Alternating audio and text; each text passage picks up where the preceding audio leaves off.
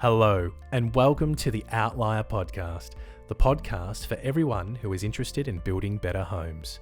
My name is Anthony, and I am the founder and lead designer of Outlier, and I'm passionate about creating beautiful and high-performing homes. I sit down regularly to chat with industry experts to help educate Australians about the potential of creating healthy, comfortable, and energy-efficient homes. Whether you are looking to build your forever home, renovate your existing house, or simply eager to learn more, tune in every month wherever you get your podcasts. We hope you join us on this journey. I have been very fortunate with the journey of this podcast to chat with many experts and knowledgeable people. As new people come to the podcast every week, we want to take all the highlights and helpful information from previous discussions to provide them to you to assist you with your own high-performance home journey. But if I'm interested in a blower to test, are there any resources that you can recommend? Where can homeowners find further assistance with that topic? We can put homeowners onto businesses that have the appropriate equipment and certifications to be able to perform a blower door test with a level of competency. There is also the Air Infiltration and Ventilation Association of Australia, which we are a member of. That is an industry group that we developed many years ago in order to provide a single point of contact for the industry to engage with other government or to engage with customers. Anthony Stagg, can you maybe explain, as Outlier offers testing as well, what would be included in that service from your point of view? So there's probably two parts to that testing service. The first one is if you have an existing home. So we'll depressurize the home first. We'll walk around. We'll identify these leakage points, and we'll use a thermal camera to then snap a picture of that and identify that defect.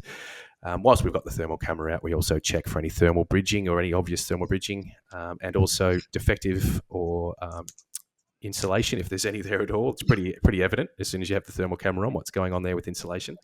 And then from that, we basically prepare a report and issue that to you, just identifying what the air permeability or leakage was, and you provide those thermal camera images as part of that report as well, identifying all the defects, and offer some recommendation on how you can rectify that and improve the efficiency or energy efficiency of the home overall. The second part is probably for new homes, where we do that same testing, but we take it a bit further, and we use the energy rating or thermal assessment as a guide to basically, and we validate that that's what is exactly being constructed and installed on site is in accordance with that energy rating. So we basically just have a few inspections throughout the build, and we ensure that all of that is being done accordingly. Windows are what they say they are in the report, insulation's installed and is the appropriate insulation that says it is in the report. We'll test the air tightness of the home as well, and also thermal camera image at the end, because no fault of anyone's, but sometimes if a contractor's in after plaster's installed, insulation's in there, they've just moved a bit of insulation out of the way to get into what they're doing, just forgotten to put it back, thermal camera will pick that up and we can just reinstate that. So they're the two parts of the services that we're sort of offering at the moment. And of course, just pure air testing as well for passive house. Anthony S. From your point of view, just your opinion, should it be mandatory to perform blower door tests for new build homes? And I might just add, and maybe what your opinion of what those parameters should be or those performance values should be. I do believe it has a place in our building codes now and moving forward. It's amazing how we can construct a home, and we can have inspection points for foundations and inspection points for framework and so forth. And we have sort of 3 inspection points, I believe it is. And then you can get a certificate of occupancy. And there is really no mandatory requirement to test the home for its energy efficiency. So it seems to be that our building code is just stuck with, certifying the structural element of our home, and not necessarily ensuring that it's going to be comfortable and energy efficient for, the next 30 years. Yeah. And what that could mean for that particular homeowner. it really does need to be a mandatory requirement of the building code, for those positive reasons. At the moment, our star rating system is a desktop audit. It really is. It's a desktop audit, and we look at the plans and the energy reports and so forth, and we stamp them and say, yeah, this is a 6-star home. In that assessment, and the software that we use for assessment of energy efficiency has assumptions for air infiltration. But they're assumptions. You can't make those assumptions, I don't believe. Every house is different, and we need to be able to measure the impact.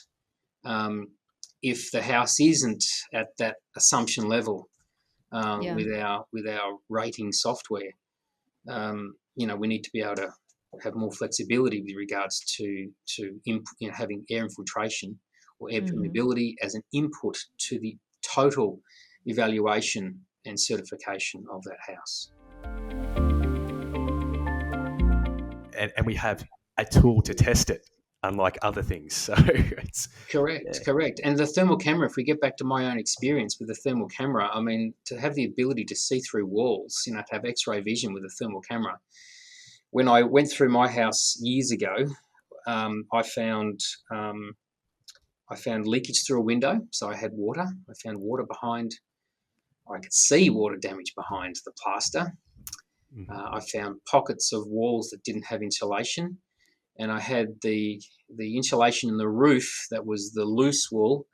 Let's just say not the blankets, because the roof junction was just so leaky that when we would normally have a certain wind direction from mostly coming from sort of the west sometimes.